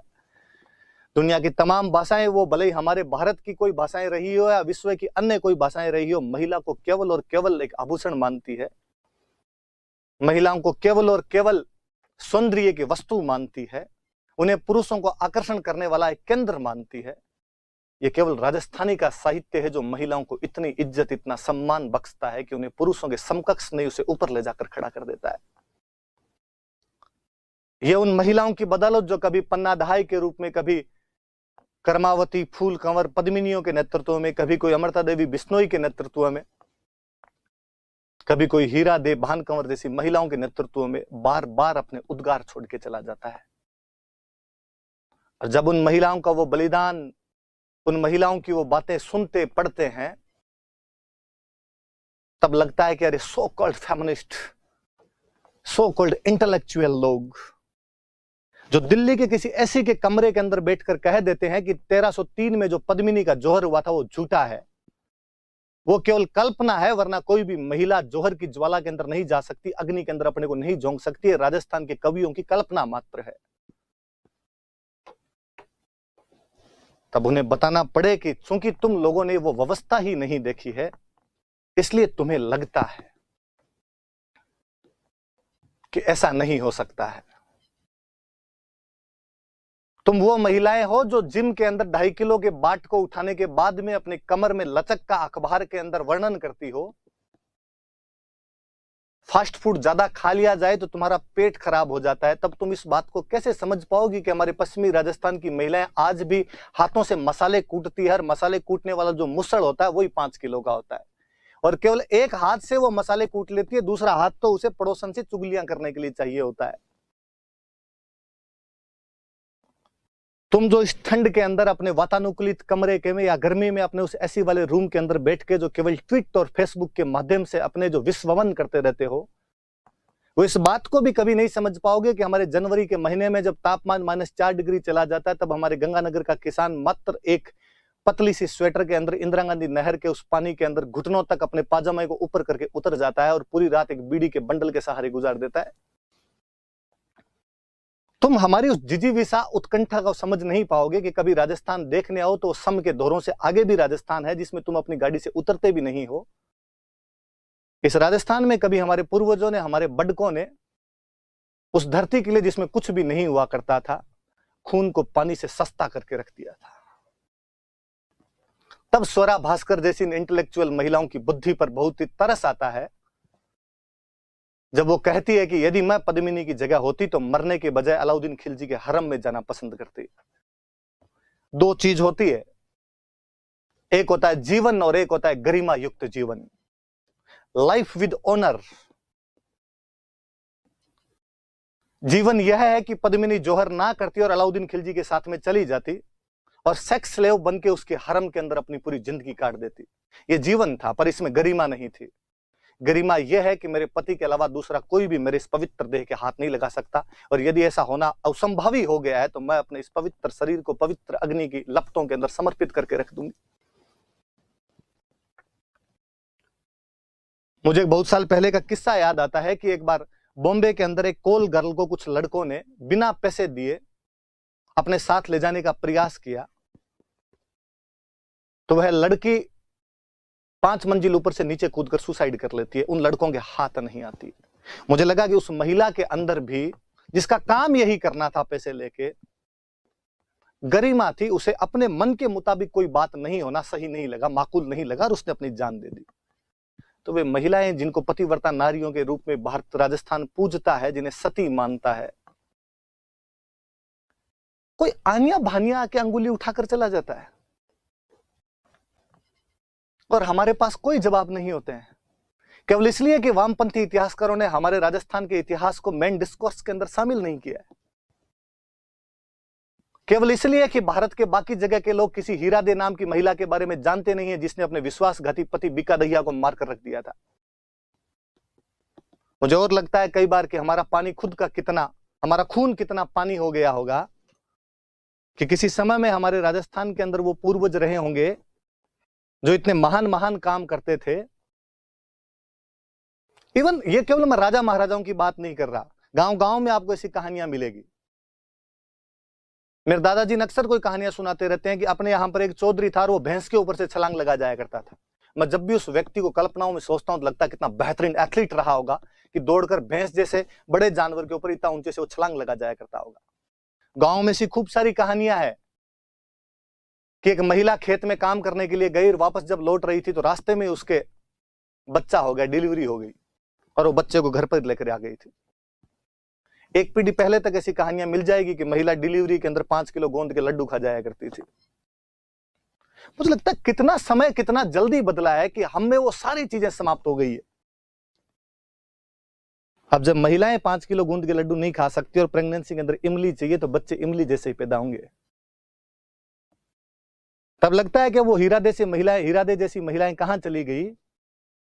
वरना अब तो यह होता है कि पड़ोस के अंदर कोई 2 दूसरे पड़ोसी लड़ रहे हैं और पति बाहर खड़ा खड़ा देख रहा हो तो भी महिला कह देती है थे अपना मैं ना जाओ, थे बाहर ना जाए। तब मुझे लगता है कि आज जब भ्रष्टाचार की इतनी अधिक सूचनाएं मिलती है तो लगता है कि इसमें महिलाओं का बड़ा रोल है, कि यदि महिलाओं उन सब के लिए, उन भ्रष्टाचारी पतियों, पुत्रों या अपने किसी भी संबंधी को इसके लिए मना कर दे तो शायद वो व्यक्ति आगे बढ़ने की हिम्मत ही ना जुटा पाए। कोई हीरादेव बने और किसी एक आधे को तो सल्टा के रख दे, किसी पाप की कमाई को तुम हाथ लगाना भी पसंद नहीं करती हो, तो शायद अगली पीढ़ियां सुधर पाए, वरना अगली पीढ़ियां नहीं सुधरेगी। और मुझे लगता है कि एक दो पीढ़ियों के बाद तो सौरा भास्कर जैसी जो महिलाएं जो अपनी गंदी जबान से गंदा बोलती रहती है, उनकी तमाम बातें सत्य और साबित होने लग जाएगी, और लोग कहेंगे भी अपने को देखकर कि यार ऐसे ही पहले वाले रहे होंगे, इन्होंने किताबों के अंदर यूं ही लिखवा दिया होगा। याद रहे आपके वो महिला, प्रातः स्मरणीय है उस महिला का नाम जिसने अपने विश्वासघाती पति तक को मार दिया था। हीरा दे नाम था उस महिला का। दे का मतलब देवी होता है, मेरा कई बार बताया हुआ। पुनः हम युद्ध की तरफ आए तो कहते हैं कि जब अलाउद्दीन खिलजी को अंदर घुसने का रास्ता मालूम हुआ तो अंदर जब पता चला कि अब हम कुछ भी नहीं कर पाएंगे तो उन लोगों ने साके की तैयारी की और इस समय जालोर के अंदर साका किया गया।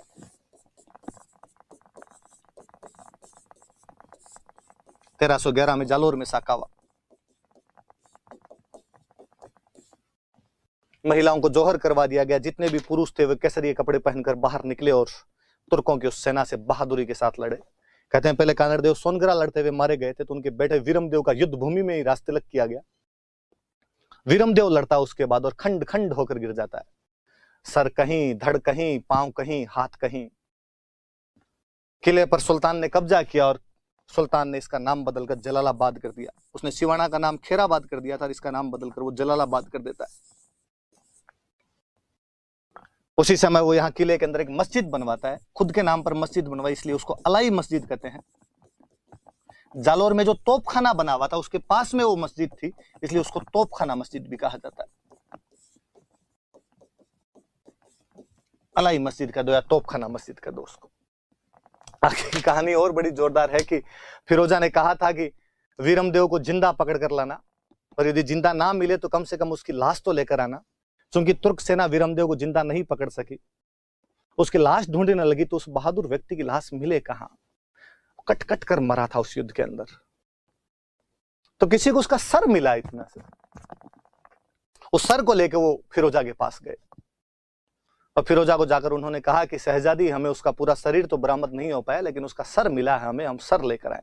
एक थाली के अंदर फिरोजा के पास वो सर लेकर गए। फिरोजा अपनी भरी हुई आंखों से कहती है कि इसने पूरे जीवन में कभी मेरा आमना सामना नहीं किया, मिला नहीं मेरे से, कभी मेरे से बातचीत नहीं की। अब भले ही मरने के बाद ही सही, लेकिन मैं भर पलक इसे निहारना चाहती हूँ, इसके चेहरे को देखना चाहती हूँ।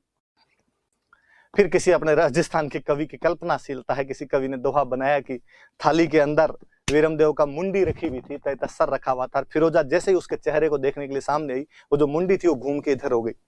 कहते फिरोजा इधर आए तो वो इधर घूम जाए, कि वीरमदेव कहे कि मैं फिरोजा को तो मरने के बाद भी दर्शन ना दूं, इससे तो नजरें ना मिलाऊं, मैं इसके साथ तो बातचीत ना करूं।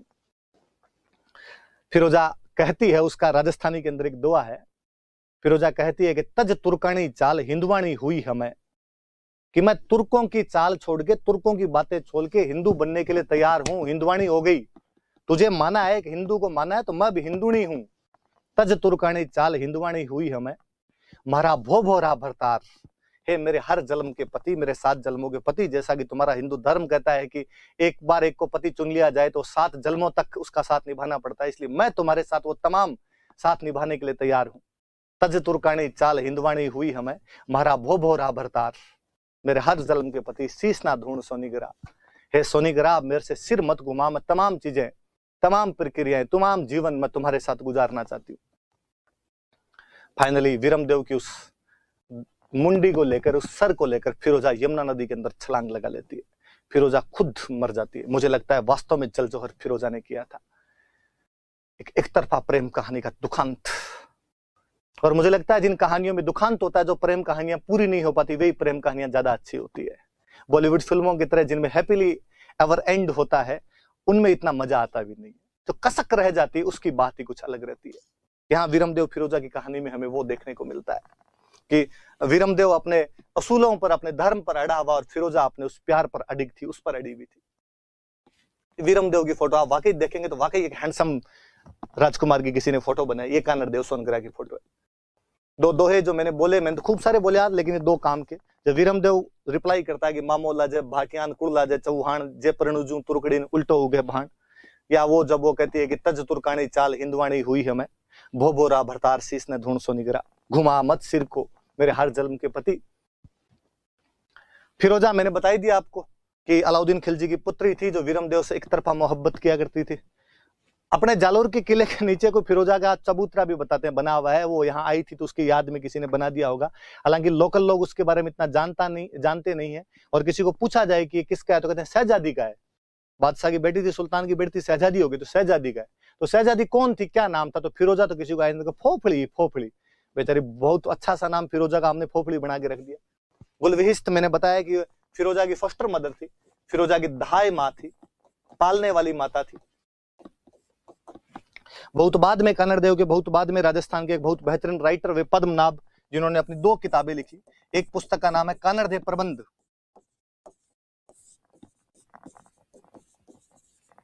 एक किताब का नाम है वीरमदेव सोनग्रारी वात, एक पिता पे और एक पुत्र पे।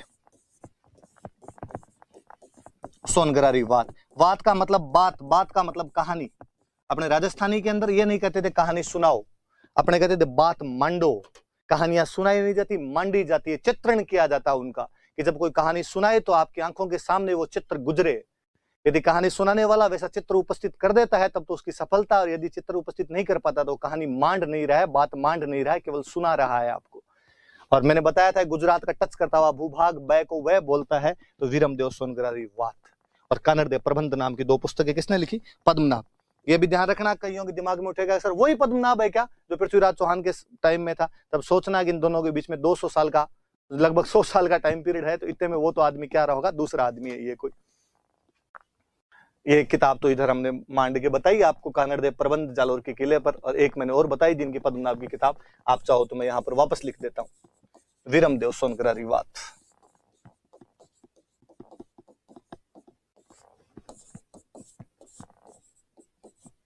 वीरमदेव सोनग्रारी वात। ये हम जालोर की कहानी पढ़ रहे थे, आगे हम चौहानों के अन्य रियासतें जैसे सिरोही, बूंदी और कोटा की बातें करेंगे। आज के लिए इतना खूब है, थैंक यू।